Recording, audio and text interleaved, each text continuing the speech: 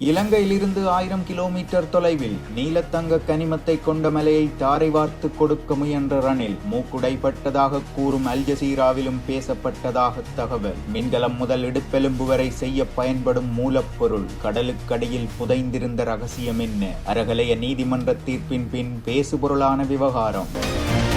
வெளிநாட்டு தம்பதியினரை நெகிழ வைத்த பேருந்து நடத்துனரின் நேர்மையான செயல் குவியும் பாராட்டு மழை.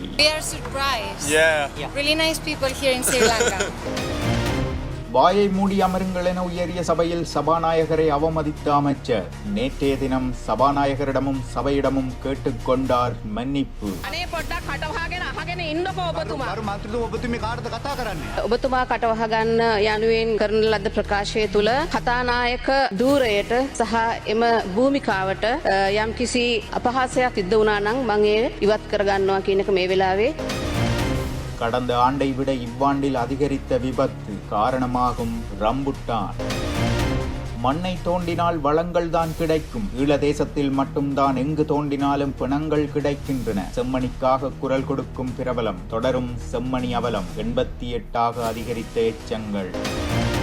கிழக்கிலங்கையின் வரலாற்று சிறப்பு மிக்க மட்டக்களப்பு ஸ்ரீ மாமாங்கேஸ்வரர் ஆலயத்தின் தீர்த்தோற்சவம் பல்லாயிரக்கணக்கான அடியார்கள் புடைசூழ வெகு விமர்சையாக நிறைவு. உலகின் மிகப்பெரிய தங்க சுரங்கத்தை கண்டுபிடித்தது சீனா. சுமார் 1000 தொன் எடை இருப்பதாக உறுதி. இவர்கள் பொய் சொல்கிறார்கள், ஏற்றுக்கொள்ள முடியாது. கூப்பாடு போடும் அமெரிக்கா. சுவாரஸ்ய தகவல். நூலகத்தை எரித்த அதே சிங்கள இனம் இப்போது 100 மில்லியன் ரூபாவை போட்டுவிட்டு சொல்லுகிறது பாத்ரூம் கட்டுங்கள் என்று. 13ஆம் திருத்தத்தை முற்றுமுழுதாகவே எடுக்கலாம். இதற்காக இந்த ஆக்காட்டுவதும் பே காட்டுவதும் எதற்கு தமிழ் மக்களுக்கு? எழுப்பி சொல்லுவார் நான் கேட்கவில்லை என்று, அதற்காக எழுப்பி நிற்கிறார் அமைச்சர் சந்திரசேகரை. உங்களோட JVP அதை இப்ப நான் இன்றைக்கு கதைக்கும் போது கேட்டுக்கொண்டிருந்தேன். எந்த அறிவும் இல்லாத அமைச்சர் சந்திரசேகரர் போன்றவர்களை நேற்று முன்தினம் 23/7/2025 அன்று முன்னாள் ஜனாதிபதி ரணில் விக்ரமசிங்க அரகலைய போராட்டத்தின் போது வழங்கப்பட்ட உத்தரவில் தவறிழைத்ததாக உயர் நீதிமன்றத்தினால் வழங்கப்பட்ட தீர்ப்புக்கு பின் ஊடகங்களில் இது தொடர்பாகவும் அவரின் ஆட்சி காலங்களில் மேற்கொண்ட பல்வேறு குற்றச்சாட்டுகள் தொடர்பாகவும் ஊடக பரப்புகளில் பேசப்பட்டன. அதில் அதிகம் பேசப்பட்ட விடயமாக அஃபனாசி நிகிதின் சீமவுண்ட் என்று அழைக்கப்படும் இலங்கைக்கு சொந்தமானதென கூறப்படும் கடற்பரப்பு மலையின் விவகாரம் பேசப்பட்டது. இவ்விடயம் தொடர்பில் தெரிய வருகையில் நீலத்தங்கம் என அழைக்கப்படும் கோபால்ட் எனும் மிகவும் பெறுமதியான விலை உயர்ந்த அரிய கனிய வளங்களை அதிகமாக கொண்ட அஃபனாசி நிகிடின் சீமவுண்ட் என்ற இலங்கைக்கு சொந்தமானதென கூறப்படும் கடற்பரப்பு மலையின் ஆய்வு உரிமையை இலங்கையின் இடைக்கால ஜனாதிபதி இந்தியாவுக்கும் தாய்வானுக்கும் விற்கும் திட்டத்தை செயற்படுத்த இந்தியாவுடன் ரகசிய உடன்படிக்கைக்கு ரணில் விக்ரமசிங்க ஒப்புக்கொண்டிருந்தார் என அக்காலகட்டத்தில் ஊடகம் ஒன்று வெளிப்படுத்தியிருந்தது. இது தேசிய மற்றும் சர்வதேச அரசியல் மற்றும் பொருளாதார வட்டாரங்களில் கலக்கத்தை ஏற்படுத்திய நடவடிக்கையாக பேசப்பட்டிருந்தது. இச்சிக்கலான விடயம் தொடர்பில் அண்மைய நாட்களில் வெளிநாட்டில் ரணில் மூக்குடைப்பட்டார் எனும் நிகழ்வாக பேசப்பட்ட ரணிலின் ஊடக நேர்காணலை மேற்கொண்ட அல் ஜசீராவும் முன்னைய நாட்களில் விவரித்திருந்தது. ஜனாதிபதியாக பதவியேற்ற நாட்களில் நாட்டின் பெறுமதியான கடலுக்கு அடியில் உள்ள கோபால்ட் வளமான அஃபனாசி நிகிடின் சீமவுண்டில் உள்ள பல பில்லியன் டாலர் கோபால்ட் கையிருப்பை சுரண்டுவதற்காக இந்தியாவின் அதானி குழுமம் மற்றும் தைவான் நிறுவனமான உமிகோர் தைவான் இணைந்து ஒரு கூட்டு முயற்சியை உருவாக்கி வருவதாக தெரிய வந்திருந்தது. இலங்கைக்கு சொந்தமானதென கூறப்படும் இந்த கடற்பரப்பில் சீனாவின் தலையீட்டை தடுக்கும் நோக்கில் இந்தியா மற்றும் தைவான் இடையேயான மூலோபாய பங்காளித்துவத்தின் ஒரு பகுதியாக இந்த ஒப்பந்தம் கருதப்பட்டது. மாலைதீவின் கிழக்கே மற்றும் இந்தியாவின் கடற்கரையிலிருந்து சுமார் 1350 கிலோமீட்டர் தொலைவில் அமைந்துள்ள அஃபனாசி நிகிடின் சீமவுண்ட் பல்வேறு வணிக தொழில்துறை மற்றும் ராணுவ பயன்பாடுகளுக்கு மற்றும் குறிப்பாக மீள்நிரப்பு மின்கலம் எனப்படும் ரீசார்ஜபிள் பேட்டரி மின்முனைகளுக்கு அவசியமான அரிய லோகமான கோபால்ட் எனப்படும் உலோகம் நிறைந்தது. மேலும் விமான இயந்திரங்கள், அணுமின் நிலையங்கள், விசையாழிகள், வெட்டும் கருவிகள், செயற்கை இடுப்பெலும்பு மூட்டுக்கள் இக்கனிமத்தை பயன்படுத்தி தயாரிக்க முடியும். வணிக ரீதியாக இதை நீலத்தங்கம் எனவும் அழைக்கப்படும். அஃபனாசி நிகிடின் கடல் பகுதியை ஆராய்வதற்கான ஒப்புதலுக்காக இந்தியா ஜமைக்காவை தளமாக கொண்ட ISA எனப்படும் சர்வதேச கடற்பரப்பு ஆணையத்தை அணுகியது. கடல் சட்டத்தின் ஐக்கிய நாடுகளின் மாநாட்டின் கீழ் நிறுவப்பட்ட ISA கடற்பரப்பில் பொருளாதார நடவடிக்கைகளை ஒழுங்குபடுத்துகிறது. ISAக்கு இந்தியாவின் விண்ணப்பத்தை பரிசீலிக்க $5 லட்சம் கட்டணம் செலுத்தப்பட்டு ஆராயப்பட்டது. இதேவேளை ஒரு நாட்டின் கண்டத்தட்டு அதன் கரையிலிருந்து 200 கடல் மைல்கள் அதாவது 370 கிலோமீட்டர் வரை பிரத்யோக பொருளாதார மண்டலத்திற்குள் அடங்கும். ஆயினும் இலங்கையிலிருந்து இம்மலையானது 1050 கிலோமீட்டருக்கு அப்பால் உள்ளது. ஆகவே இம்மலை உள்ள பிரதேசம் வரை தமது பொருளாதார மண்டலத்திற்குள் கொண்டுவர 2009ஆம் ஆண்டு CLCS இடம் இலங்கை விண்ணப்பித்திருந்தது. இலங்கையின் உரிமை கோரல் குறித்து அந்நிறுவனம் இன்னும் இறுதி முடிவை எடுக்கவில்லை. மேலும் பிராந்திய தகராறு தீர்க்கப்படும் வரை இந்தியாவின் விண்ணப்பத்தை ISA நிறுத்தி வைத்துள்ளது. இவ்வாறான நிலைப்பாட்டில் மேற்கூறிய கடலில் உள்ள மலை முழுவதுமாக இலங்கை தனது வரையறையின் ஒரு பகுதியாக உரிமை கோரும் பகுதிக்குள் இருப்பதாகவும் ISA கண்டறிந்தது. இப்படியான பின்னணியில் இலங்கையின் கண்டப்பரப்பில் அமைந்துள்ள கடற்கரையை இந்தியாவிடம் ஒப்படைக்க ஜனாதிபதி ரணில் இணங்கியுள்ளதாக இந்திய வெளிவிவகார அமைச்சின் உயர் அதிகாரிகள் அப்போதைய காலகட்டத்தில் உறுதிப்படுத்தியிருந்தனர். இவ்வாறானதொரு பின்னணியிலேயே இந்திய வெளிவிவகார அமைச்சர் 2024 ஜூன் 20ஆம் தேதி கொழும்புக்கு விஜயம் செய்திருந்தார். மேலும் இருதரப்பு ஒத்துழைப்பு, இந்திய குடிமக்கள் வேலை அனுமதி பத்திரமின்றி இலங்கையில் பணியாற்றுவதற்கான வாய்ப்பு உள்ளிட்டவை குறித்தும் கலந்துரையாடல் இடம்பெற்றதாக கூறப்படுகிறது. அஃபனாசி நிகடின் சீமவுன் மீதான இலங்கையின் இறையாண்மையை இந்தியாவுக்கு மாற்றுவதற்கு வசதியாக ஜனாதிபதி ரணிலுக்கு நெருக்கமானவர்கள் இந்திய மற்றும் தைவான் நிறுவனங்களிடம் கணிசமான தொகையை கோரியிருந்ததாக மேற்குறித்த ஊடகம் 2 ரகசிய குறிப்புகளை வெளிப்படுத்தியிருந்தது. இந்த நிகழ்வுகள் இந்திய பெருங்கடல் பிராந்தியத்தின் புவிசார் அரசியல், இயக்கவியல் மற்றும் இலங்கைக்கான பொருளாதார தாக்கங்கள் குறித்து குறிப்பிடத்தக்க கேள்விகளையும் எதிர்ப்புகளையும் எழுப்பியிருந்தன. கடலுக்கடியில் தோண்டுதல் மற்றும் மூலோபாய வளச்சுரண்டல்களுக்கு ரணில் இடமளித்தார் எனும் குற்றச்சாட்டுகளே நேற்றைய தினம் ஊடகங்களில் பேசப்பட்ட விடயமாக காணப்பட்டது.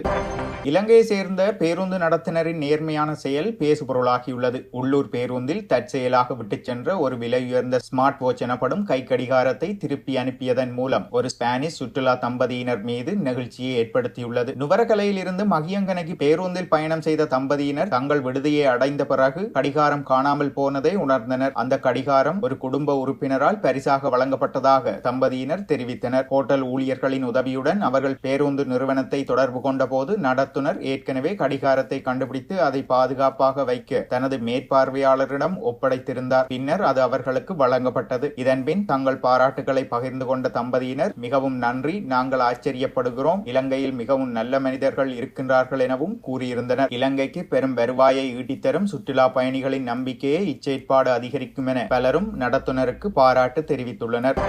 கடந்த ஆண்டுகளுடன் ஒப்பிடும் போது இந்த ஆண்டு ரம்புட்டான் மரங்கள் சம்பந்தமான விபத்துக்கள் அதிகரித்துள்ளதாக வைத்திய நிபுணர்கள் தெரிவிக்கின்றனர். ரம்புட்டான் மரங்களை விலங்குகளிடமிருந்து பாதுகாக்க சிலர் மின்சார கம்பிகளை இடுவதால் இந்த விபத்துக்கள் ஏற்பட்டுள்ளதாக கொழும்பு தேசிய மருத்துவமனையின் விபத்து மற்றும் அவசர சிகிச்சை பிரிவின் விசேட அறுவை சிகிச்சை நிபுணர் வைத்தியர் விராஜ் ரோஹன அபயகோன் தெரிவித்துள்ளார். அதன்படி கொழும்பு தேசிய மருத்துவமனையின் விபத்து மற்றும் அவசர சிகிச்சை பிரிவில் தற்போது பலர் சிகிச்சை பெற்று வருவதாகவும் தெரிவித்துள்ளார். இதேவேளை சிறுவர்களுக்கு ரம்புட்டானை ஊட்டும் போது பெற்றோர்கள் மிகவும் அவதானமாக இருக்க வேண்டும் எனவும் அவர் மேலும் வலியுறுத்தியுள்ளார். செம்மணி சித்துப்பாத்தி 2ஆம் கட்ட 19ஆம் நாள் அகழ்வில் நேற்று 3 எண்பு தொகுதிகள் அடையாளம் காணப்பட்டுள்ளன. 24/7/2025 வரை மொத்தமாக 88 எண்பு தொகுதிகள் அடையாளம் காணப்பட்டுள்ளன. 76 எண்பு தொகுதிகள் முழுமையாக அகழ்ந்து எடுக்கப்பட்டுள்ளது எனவும் கூறப்படுகிறது. இதேவேளை செம்மணி குறித்து எல்லா தேசங்களிலும் மண்ணை தோண்டினால் வளங்கள் தான் கிடைக்கும், ஆனால் ஈழ தேசத்தில் மட்டும் எங்கு தோண்டினாலும் பிணங்கள் கிடைக்கின்றன. இப்போது அந்த பிணங்கள் காலத்தின் கரையான் அரித்து எலும்பு கூடுகளாய் மாறி ஈழத்தில் நிகழ்ந்தது இனப்படுகொலைதான் என்பதை அடையாளம் காட்டுகிறது. செம்மணி மனித புதைகுழியானது தமிழின படுகொலையின் சாட்சியாகும். தமிழக முதல்வர் மு.க. ஸ்டாலின் செம்மணி புதைகுழிக்கு எதிராக சட்டமன்றில் தீர்மானம் நிறைவேற்ற வேண்டும் என தென்னிந்திய பிரபல நடிகரும் முக்குலத்தோர் புலிப்படை கட்சியின் தலைவருமான சேது கருணாஸ் தெரிவித்துள்ளார். சீனாவின் ஹினான் மாகாணத்தில் மிகப்பெரிய தங்கச் சுரங்கம் கண்டுபிடிக்கப்பட்டுள்ளதாக சர்வதேச ஊடகங்கள் செய்தி வெளியிட்டுள்ளன. அதனை தற்போது சீனா உறுதி செய்துள்ள நிலையில் அங்கு 1000 தொன் எடை கொண்ட தங்கம் கண்டுபிடிக்கப்பட்டுள்ளது. இந்த தங்கம் என்பது டிஜிட்டல் மாடலிங் தொழில்நுட்பத்தின் அடிப்படையில் பூமிக்கடியில் கண்டுபிடிக்கப்பட்டுள்ளதாகவும் தெரியப்படுகிறது. ஹினான் மாகாணத்தில் ஏற்கனவே இருக்கும் புவாங் தங்கச் சுரங்கத்திற்கு அருகே இது அமைந்துள்ளது. இந்த தங்க புதையலின் மொத்த மதிப்பு 83 பில்லியன் அமெரிக்க டாலர் என்று தெரிவிக்கப்படுவதுடன் அது மட்டுமின்றி இது உலகின் மிகப்பெரிய தங்க சுரங்கம் எனவும் எனவும் தெரிவிக்கப்படுகிறது. சீனா ஏற்கனவே உலக முன்னணி தங்கம் உற்பத்தி செய்யும் நாடாக உள்ள நிலையில் முதற்கட்ட ஆய்வின்படி ஒரு டன் தாதுவில் 138 கிராம் வரை தங்கம் கிடைக்கும் என மதிப்பீடு செய்துள்ளது. சீனாவின் இந்த தங்க புதையல் குறித்து பல நாடுகள் ஆச்சரியமாக பார்க்கும் நிலையில் அமெரிக்கா உள்ளிட்ட சில நாடுகள் சந்தேக கண்ணோடு பார்த்து வருவதாக கூறப்படுகிறது. ஒரே இடத்தில் 1000 தொன் தங்கம் கிடைப்பது சாத்தியமில்லை எனவும் சீனா இந்த விடயத்தில் பொய் கூறலாம் என்றும் அமெரிக்கா தரப்பில் சந்தேகம் எழுந்துள்ளதும் இங்கு குறிப்பிடத்தக்கது. எங்களுடைய ஆசியாவினுடைய சொத்தாக இருந்த எங்களுடைய யாழ்ப்பாண நூலகத்தை எரித்த அதே சிங்கள இனம் இப்போது 100 மில்லியன் ரூபாவை போட்டுவிட்டு சொல்லுகிறது பாத்ரூம் கட்டுங்கள் என்று. நான் டிசிசி மீட்டிங்கு நேரே வருகிறேன். படிப்பு என்பது எவ்வளவு முக்கியம் என்பதற்கு நல்ல உதாரணம் எங்களுடைய அமைச்சர் சந்திரசேகர். என்னென்றால் எங்களுடைய டிசிசி மீட்டிங்ல ஒரு சர்க்குலர் இருக்கிறது 2022ஆம் ஆண்டு. ஒரு அமைச்சர் ஒரு வெளிநாட்டிலே போய் ஹரணி அமரசூரிய தொடர்பாக எனக்கு மிகவும் சந்தோஷம் என்னென்றால் she is a doctorate. So that's why I'm very happy. Unfortunately, some of the ministers from the northern NPP government, maybe we call JVP government, have no basic qualification to be as a minister. எங்களுடைய கருணை அமரசூரியவை நான் கேட்கிறேன், நீங்கள் education ரிஃபார்ம்ஸை கொண்டு வருவதை போன்று ஒரு அடிப்படை தகுதி ஒன்றை கொண்டு வாருங்கள். மினிஸ்டராக யார் இருக்கலாம் என்று. என்னென்றால் ஒரு சர்க்குலர் ஒன்று அனுப்பி இருக்கிறார்கள். அதில் 26வது வகந்தி சொல்லுகிறது, ஒரு தேசிய பட்டியல் எம்பி ஒரு ஒருங்கிணைப்பு கூட்டத்துக்கு வரலாம் என்றால் அவர் அந்த கூட்டத்திற்கு வந்து தனக்கு ஒதுக்கப்பட்ட பணம் சம்பந்தமாக கதைக்கலாம் அல்லது அவரது பிரதிநிதி வரலாம் என்று 26வது பகுதி சொல்லுகிறது. ஆனால் இலங்கையிலே அதிகூடிய படித்த மாகாணம் என்று சொல்லப்பட்டு ஒரு காலத்திலே நீங்கள் குட்டி வெட்டி வெட்டி வெட்டி வெட்டி புதைச்சு புதைச்சு புதைத்து யாழ்ப்பாணத்தை இப்போது ஓலெவலிலே கடைசியாக கொண்டு இருக்கிறோம். வடக்கு மாகாணத்தின் அபிவிருத்தியை பார்த்துக் கொள்கின்ற டிசிசி மீட்டிங்கின் தலைவர் சேர்மன் ஒரு பேசிக் டிகிரி கூட இல்லாதவர். என்ன கவலை என்னென்றால் அந்த 26வது பந்தியை வாசிக்க சொல்லுங்கள் தயவு செய்து. என்னென்றால் அதுல தெளிவாக இருக்கிறது, ஒரு தேசிய பட்டியல் எம்பியால் ஒரு டிசிசி மீட்டிங்கில் வந்து ஒரு விடயம் கதைக்க கூட முடியாது அவருடைய ஒதுக்கப்பட்ட பணத்தை தவிர. ஆனால் வடக்கு மாகாணத்துக்கு நீங்கள் தந்திருக்கிறது எங்களுடைய அமைச்சர் சந்திரசேகரை அவருடைய கல்வி தகமை தொடர்பாக மிகவும் சந்தோஷம். அங்கே அந்த சர்க்குலரில் என்ன எங்களுடைய ரஜீவன் எம்பி இருக்கிறார், அடிக்கடி சொல்வார் என்ன இழுக்காத என்ன இழுக்காது என்று. ஏனென்றால் அவரும் ஒரு படித்த மனிதன். நாங்கள் ஒரு அதிபரை ஏன் எங்களுடைய டிசிசி கூட்டிங் ஒரு சேர்மனாக மாற்ற முடியாது? அவருக்கு விருப்பம். என்னிடம் நேரிடம் சொல்லி இருக்கிறார், நீங்க கதையுங்கள் பிரச்சனை இல்லை, நான் டிசிசி மீட்டிங் சேர்மன் எடுப்பது கூட எனக்கு சந்தோஷம் என்று. ஆனால் அப்படி இருந்தும் கூட எங்களுடைய அமைச்சர் சந்திரசேகரை உங்களுடைய ஜேவிபி அதை இப்ப நான் இன்றைக்கு கதைக்கும் போது கேட்டுக்கொண்டிருந்தேன். துண்டு දෙකක් தேசபாலனை சொல்லி, அதாவது வந்து ரெண்டு மடங்கு, அதாவது வந்து ரெண்டா பிரிஞ்சு, இன்னும் தமிழ் தெரியவில்லை. அந்த பொறுங்க அமருங்கள் ரஜீவன் அவர்களே ஆறுதலாக கதைப்போம். அதன் பிறகு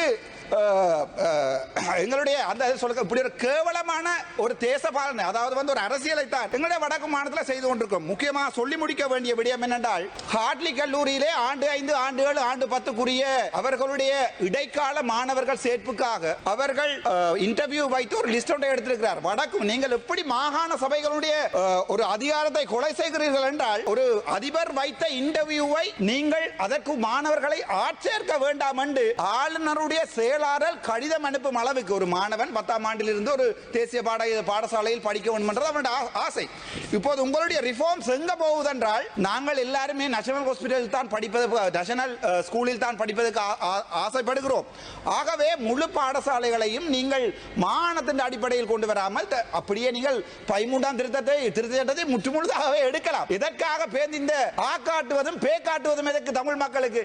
நீங்கள் முற்றுமுழுதாக 13ஆம் திருத்த சட்டத்தை அவ்வளவே எடுத்து விடலாம். அந்த ஹார்ட்லி காலேஜ் மட்டுமல்ல, வேம்படி பாடசாலையிலே ஆண்டு 7 சேர்ப்பிலே ஒரு மாணவி தற்போது மனநிலைக்கு பேர் சொன்னால் பாவம், அதனால் சொல்லவில்லை, மனநிலை பாதிக்கப்படும் அளவிற்கு வடக்கு மாகாணத்திலே ஆட்சேர்ப்பு மாணவர்கள் சேர்ப்பிலே பாரிய ஊழல் இருக்கிறது. என்னை பொறுத்த வரைக்கும் நான் மிகவும் பண்பாகவும் அன்பாவுடன் கேட்டுக்கொள்வது, உங்களுடைய அரசியலை தவிர்த்து எங்களுடைய ரஜீவன் எம்பி போன்ற படித்த, இப்போது எழுப்பி சொல்லுவார் நான் கேட்கவில்லை என்று, அதற்காக எழுப்பி நிற்கிறார். ரஜீவன் எம்பி போன்ற ஒரு படித்த ஆசிரியர்களை, அதிபர்களை டிசிசி மீட்டிங்கு விடுங்கள். அங்கே நாங்கள் அபிவிருத்திகளை பற்றி கதைக்கிறோம். அவை பற்றி எந்த அறிவும் இல்லாத அமைச்சர் சந்திரசேகரர் போன்றவர்களை